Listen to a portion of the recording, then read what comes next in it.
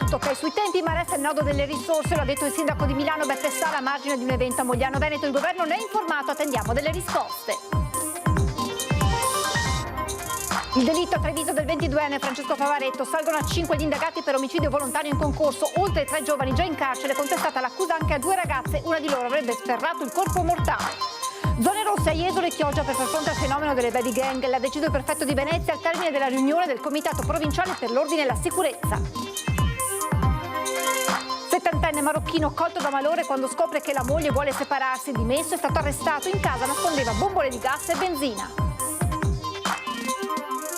Paura nella notte a Campagna Lupia per un automobilista di 25 anni finita in un canale con la macchina a causa di una manovra sbagliata messa in salvo dai vigili del fuoco. È salpata in mattinata da Trieste, sta entrando ora in porto a Venezia la nave scuola della Marina Militare, l'ormeggio in riva a San Biasio, domani l'inizio dei festeggiamenti dalle 9 la lunga diretta di Antenna 3. Da dopodomani e fino al 28 settembre il Museo Bailo di Treviso ospiterà una straordinaria esposizione dedicata a Hokusai, uno dei più grandi maestri giapponesi, autore della Grande Onda. Buonasera e ben ritrovati con l'edizione regionale dei nostri telegiornali che si apre dunque con le dichiarazioni del sindaco di Milano Beppe Sala oggi a Mogliano ad un evento promosso da Confindustria Veneto Est. Ha parlato di Olimpiadi Milano Cortina 2026 e ha parlato dei tempi, tutto nella norma, mentre ci sono dei problemi legati alle risorse. Sui tempi siamo a posto, bisogna mettere a posto qualcosa sui fondi perché come sempre fino all'ultimo mancano sempre un po' di fondi. L'affondo del sindaco di Milano Giuseppe Sala arriva a margine dell'evento della settimana della sostenibilità promossa da Confindustria Veneto Est a Mogliano, ma quasi in contemporanea alla call fra il primo cittadino del capoluogo meneghino con i soci della Fondazione Milano Cortina.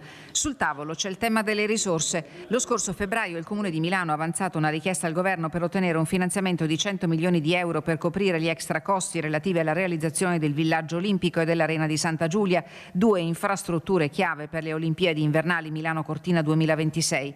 Comune e Regione Lombardia si sono dette pronte a fare ciascuno la propria parte, ma il problema delle risorse che latitano è chiaro e non è solo lombardo. Nella forbice tra costi e ricavi fino alla fine c'è sempre qualcosa che manca. Il governo lo sa, è attivo, stiamo aspettando delle risposte, non butto la croce addosso al governo perché non ha neanche molto senso, come ho detto in questa video call, però bisogna trovare delle formule per cui siamo ancora in attesa delle definizioni di alcune partite. In Veneto si stima che le spese dirette per le Olimpiadi potrebbero aggirarsi attorno al miliardo di euro tra fondi regionali, statali e europei, con benefici di oltre 3 miliardi di indotto economico tra turismo, infrastrutture e opportunità di lavoro. Il tema della sostenibilità è stato al centro del dibattito olimpico, in primis quello originato dalla costruzione ex novo della pista da bob che, chiusi i giochi, dovrà essere mantenuta, ma ancora non si sa ufficialmente da chi e come.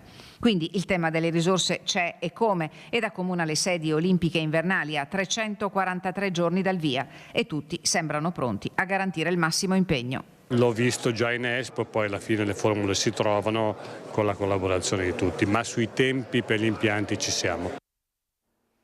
Beppe Sala insieme a tanti altri sindaci, tra cui quello di Torino, ospiti appunto a Mogliano di questo evento organizzato da Confindustria. Investiamo in ambiente, non nelle armi, è il messaggio lanciato in questo appuntamento dal presidente Anciveneto, il sindaco di Treviso Mario Conte, nel giorno in cui si rinsalda il patto dei sindaci contro l'inquinamento in Valpadana. Piuttosto che investire sulle armi, io investirei francamente sulle politiche ambientali. Se noi contiamo anche i malati e le vittime da danni causati dall'inquinamento, la possiamo paragonare a una guerra, quindi è una forma di difesa anche quello. Politiche ambientali per me sono prima della difesa e prima dell'acquisto di armi. Sono parole nette quelle che Mario Conte, sindaco di Treviso e presidente dell'ANCI regionale, pronuncia a Mogliano Veneto nel giorno in cui si rinsalda il patto fra sindaci per una pianura padana che respiri, quasi un'agenda programmatica che per il primo cittadino trevigiano male si concilia con il piano di riarmo annunciato dall'Europa con la sua dotazione da 800 miliardi di euro. Faremo di tutto perché questo non avvenga, cioè l'interesse dei cittadini è quello di migliorare la qualità dell'aria e dell'ambiente. È una forma di autodifesa da un punto di vista sanitario. Con il leghista Conte ci sono il collega di Milano Giuseppe Sala, indipendente di area centrosinistra, e quello di Torino Stefano Lorusso, Partito Democratico. Entrambi commentano le parole del trevigiano: sostegno di fatto da Torino, stop invece da Milano, per cui i piani ambiente e difesa sono diversi. Io credo per esempio che la difesa comune europea sia un obiettivo, senz'altro. Il budget previsto è troppo alto probabilmente. Ho imparato nella vita che non c'è mai bianco e nero, bisogna trovare il grigio giusto. Rimane il fatto che la difesa europea secondo me è un obiettivo che l'Europa si deve dare. E noi non possiamo permetterci in questa fase di toccare un solo euro di quelli che sono già programmati per coesione sociale, inclusione e anche transizione ecologica. Tutti d'accordo invece sull'esigenza di trovare risorse straordinarie per finanziare interventi volti ad abbattere PM10 inquinanti, dalla sostituzione dei mezzi pubblici ai riscaldamenti. Partiranno delle richieste di finanziamento straordinario per la forestazione urbana, per la sostituzione delle caldaie inquinanti, insomma tutto ciò che noi possiamo fare dobbiamo farlo. Le morti precoci da inquinamento sono 300.000 in Europa, 50.000 in Italia, un bollettino di guerra parafrasando lo stesso Conte, da qui l'appello da Mogliano nella settimana della sostenibilità promossa da Confindustria Veneto Est. Noi riteniamo che il tema dell'inquinamento nel bacino padano sia un'emergenza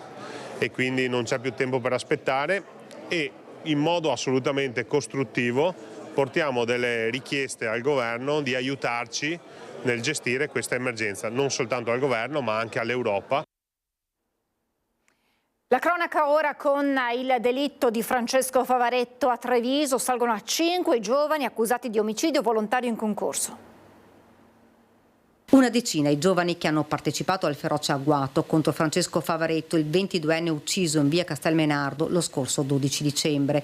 Sono saliti a 5 gli indagati per concorso in omicidio, 3 maggiorenni e 2 minorenni, ma il numero è destinato a salire. Anche gli altri ragazzi che hanno partecipato all'aggressione rischiano di rispondere della stessa accusa. 2 fasi immortalate in un video. Nella prima l'incontro tra il gruppo e la vittima. I ragazzi, secondo l'accusa, avevano solo simulato l'acquisto dello stupefacente, ma una volta faccia a faccia con Favaretto è scattata la rapina, gli viene strappato lo zaino, il cellulare, ma non il panetto di hashish che lui riesce a tenere in mano. Ha tentato di resistere al violento assalto, poi si è scatenato il finimondo. Uno lo ha afferrato, picchiato, lo ha tenuto fermo, mentre un altro ha iniziato a colpirlo con un coltello. Questi sono i 2 maggiorenni in carcere. Poi è entrato in scena il 15enne che ha estratto il coccio di bottiglia dalla tasca e ha colpito la vittima alle spalle, ma l'aggressione non è finita. Favaretto a terra si è rialzato. Questo è un elemento importantissimo che conferma quanto dichiarato dal minore nel corso dell'interrogatorio, e cioè che lui con il coccio di bottiglia non ha colpito al collo il Favaretto, ma lo avrebbe colpito nella schiena dove aveva il giubbotto. Il fatto che non sia stato ferito col coccio di bottiglia è provato dalle telecamere, perché dal video si vede chiaramente che quando il Favaretto si rialza al collo non ha alcuna ferita. A questo punto le immagini non riescono a riprendere la seconda fase del pestaggio, ma una cosa sembra certa: nei paraggi vicino alla vittima sono rimaste 2 ragazze, entrambe armate con 2 bottiglie. La minore sembra l'abbia lanciata contro il 22enne ferendola alla testa, la seconda, la 19enne, potrebbe averlo colpito al cuore, la ferita letale. Francesco muore 8 giorni dopo in ospedale. La posizione per le 2 ragazze ora si aggrava, ma c'è un altro aspetto che ancora deve essere chiarito. In quest'ultima fase Favaretto viene colpito nuovamente da una coltellata, l'altra ferita letale. Da chi? Rispetto a quanto era emerso all'inizio dell'indagine, vi sarebbe una coltellata anche nella seconda fase. È un elemento rilevante considerando che in questa seconda fase il minore non ha partecipato. In via Castelmenardo i ragazzini con le mani insanguinate fuggono, lasciando la vittima sull'asfalto. Zone rosse a Jesolo e Chioggia contro il fenomeno delle baby gang. L'ha deciso il prefetto di Venezia al termine della riunione del Comitato Provinciale per l'Ordine e la Sicurezza. Stroncare sul nascere le violenze, va scongiurato il fenomeno dell'emulazione per risse e scontri. Linea dura del prefetto d'Arcopellos contro bulli e baby gang. Al termine del Comitato Provinciale per l'Ordine e la Sicurezza si è detto favorevole a nuove forme di repressione per chi si abbandona alla violenza, soprattutto alla luce dei recenti episodi lungo il litorale, ma anche a Mestre Marghera. Da qui l'idea di istituire zone rosse a Chioggia e Jesolo, come già sperimentato positivamente a Venezia durante il Carnevale. Da sindaco ovviamente ho detto, anche insieme al sindaco di Jesolo, che siamo favorevoli ad introdurre queste zone rosse e in attesa appunto di questi tavoli tecnici, come Comune di Chioggia avrei individuato inizialmente intanto 2 aree, l'area che è di Piazzale Europa, da dove partono i pullman extraurbani che sono diretti a Padova. Ricordate che l'anno scorso avevamo avuto delle problematiche anche proprio di ordine pubblico in quella zona, proprio per tanti giovani che ritornano dalla spiaggia, che vanno verso Padova, Piove di Sacco, Legnaro, e creavano chiaramente delle tensioni non da poco, tant'è che poi il prefetto e a livello di comitato si era deciso di creare un posto fisso interforze lì in Piazzale Europa, nei weekend, proprio in concomitanza con gli orari di ritorno di questi giovani. Quindi al momento noi saremo pronti a chiedere 2 zone che poi ovviamente saranno da valutare successivamente anche in vista dell'estate. La sperimentazione partirà indicativamente dal 14 aprile e proseguirà fino al 5 maggio. Intanto il sindaco Armelao attende gli esiti delle analisi sullo sversamento di gasolio in laguna. Siamo in attesa dei risultati da parte di ARPAV e quindi se c'è una correlazione tra l'imbarcazione che era stata ritrovata dalla Capitaneria di Porto qui diciamo in laguna e se c'è correlazione tra l'idrocarburo ritrovato in più punti ovviamente della nostra città, dove c'è ovviamente la laguna, e lo sversamento che fuoriusciva appunto da quell'imbarcazione. Quindi la nave diciamo che era ferma a Marghera, a Venezia, lì non c'entra assolutamente con il ritrovamento che è stato fatto ovviamente nella nostra zona. Lo scontro frontale sulla strada regionale 308 a Loreggio, nel Padovano, è costato la vita a 2 muratori. La procura di Padova ha aperto un'inchiesta. È stato iscritto nel registro degli indagati come atto dovuto il camionista di 58 anni, residente a Vico d'Arzere, alla guida del tir coinvolto nel tragico incidente di martedì sera lungo la strada regionale 308 del Santo a Loreggia. Sullo scontro frontale tra il mezzo pesante e un furgone con 3 muratori a bordo, la Procura di Padova ha aperto un'inchiesta per omicidio stradale dopo aver disposto il sequestro dei mezzi. Erano le 19 di martedì quando il furgone, che stava rientrando verso la sede dell'azienda Luison di Castello di Godego, ha invaso la carreggiata opposta finendo contro il mezzo pesante. Morti sul colpo Bayram Bayramowski, 52 anni, macedone di San Zenone degli Ezzelini, e Fuat Etemovski, 64 anni, macedone residente a Crespano di Pieve del Grappa. Ferito gravemente anche il 58enne di Meolo che viaggiava con loro e il conducente del camion. Un malore, una distrazione. Delle indagini si stanno occupando gli agenti della Federazione della Polizia Locale del Campo San Pierese. Ricevuto il nulla osta dall'autorità giudiziaria, i corpi di Bayram Bayramovski e di Fuat Etemovski saranno riportati in Macedonia per la sepoltura. Una manovra sbagliata ed è finita con l'auto in canale. Attimi di paura ieri sera a Campagna Lupia, nel Veneziano, per una 25enne salvata dai vigili del fuoco. Se l'è vista brutta una 25enne che mercoledì sera poco dopo le 21 è finita con l'auto in un canale lungo via Lova a Campagna Lupia. Secondo una prima ricostruzione il mezzo è slittato giù dall'argine dopo una manovra errata in fase di parcheggio a ridosso del canale. A quel punto la ragazza si è ritrovata in acqua. È stata proprio lei a dare l'allarme attivando i soccorsi giunti poco dopo sul posto. I vigili del fuoco sono arrivati dal distaccamento di Piove di Sacco e da Padova con l'autogru, mentre i sommozzatori di Venezia hanno estratto la ragazza dal veicolo semisommerso che nel frattempo era stato localizzato dai carabinieri. La 25enne molto scossa è stata presa in cura dal personale sanitario del SUEM, mentre l'auto è stata imbracata dai sommozzatori e recuperata con l'ausilio dell'autogru. I carabinieri a supporto delle operazioni hanno deviato il traffico ed eseguito i rilievi. Nascondeva in casa 2 bombole di gas e una tanica di benzina. Il 70enne marocchino arrestato dai carabinieri di Tombolo. L'uomo si è presentato in caserma con una raccomandata per chiedere spiegazioni del documento. Scoperto che si trattava della richiesta di separazione della moglie, l'uomo è stato colto da malore e portato in ospedale.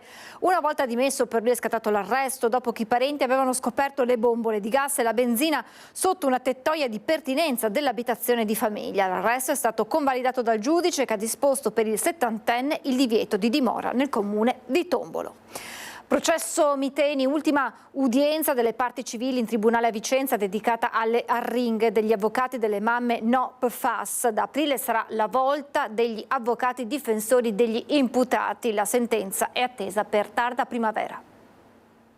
Le t-shirt bianche delle mamme No PFAS in cui compaiono i nomi dei figli e della quantità di sostanza perfluoralchilica che hanno nel sangue, diventate un simbolo citato dall'avvocato Matteo Ceruti, avvocato delle mamme No PFAS, parti civili nel processo Miteni, durante l'arringa in tribunale a Vicenza. È una pietra d'inciampo, è una cosa che si deve sempre aver presente quando si parla di questa vicenda, perché è la quantità di sostanza sicuramente cancerogena che i propri figli hanno in questo momento e forse avranno per molta parte della loro vita. Si tratta dell'ultima udienza delle parti civili. Ad aprile inizieranno le arringhe degli avvocati difensori degli imputati al processo, parti civili che sono state quasi 300. Nell'udienza la richiesta risarcimenti per i 129 assistiti, tra cui le mamme No PFAS, dagli avvocati Ceruti e Guasti, ammonta a circa 15 milioni di euro legati alla situazione di difficoltà umana vissuta dalle parti rappresentate.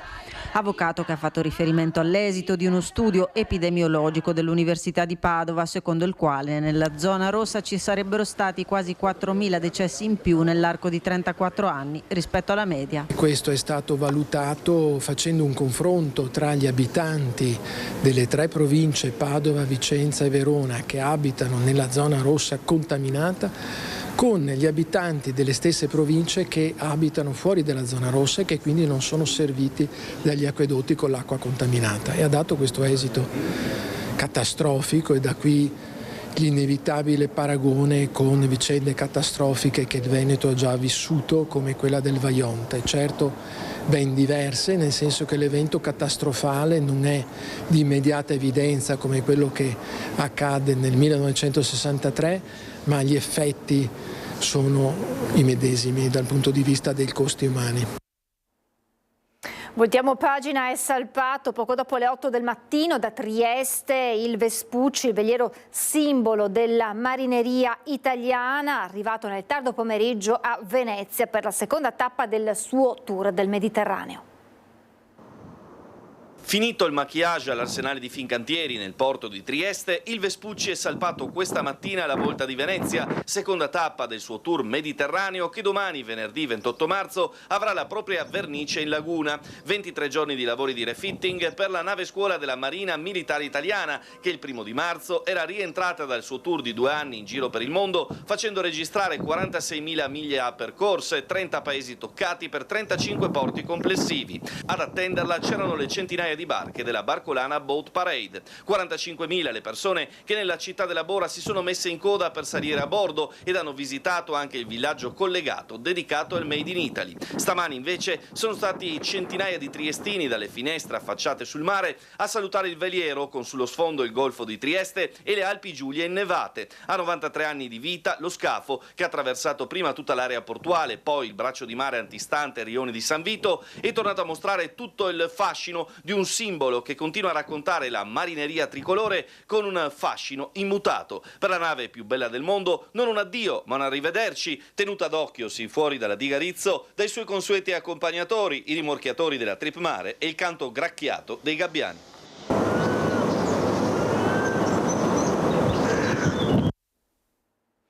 E domani Antenna 3 con una diretta, un'edizione straordinaria dei nostri telegiornali. A partire dalle 9 seguirà tutti gli eventi in programma a Venezia per salutare e festeggiare l'Amerigo Vespucci arrivato in Veneto, arrivato in Laguno. Quindi appuntamento domani a partire dalle 9 in diretta su Antenna 3 con un'edizione straordinaria. E da dopodomani fino al 28 settembre il Museo Bailo di Treviso ospiterà una straordinaria esposizione dedicata a Hokusai, uno dei più grandi maestri giapponesi, autore della Grande Onda.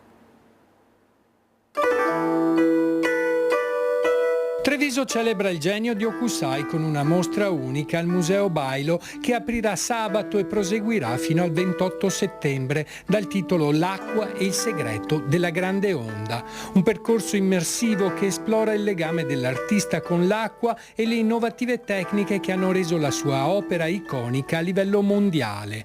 Tra le tante opere, un focus speciale è dedicato alle onde, simbolo della potenza della natura dove l'arte e la scienza si fondono con la creatività.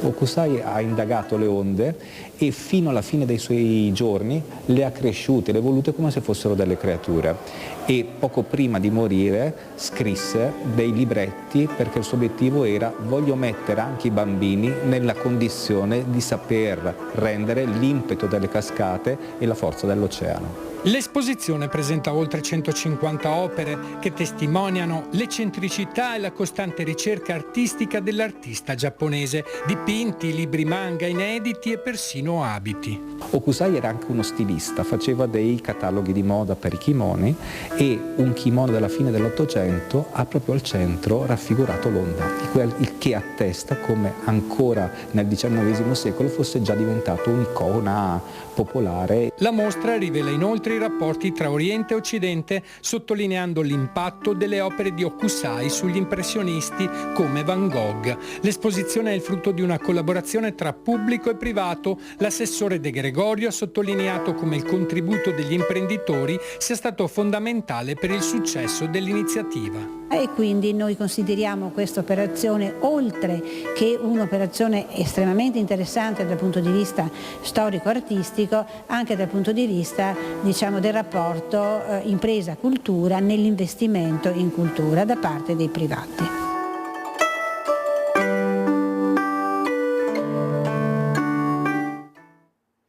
È tutto, vi lascio alla sigla e alle previsioni del tempo. Grazie per averci seguito, buona serata.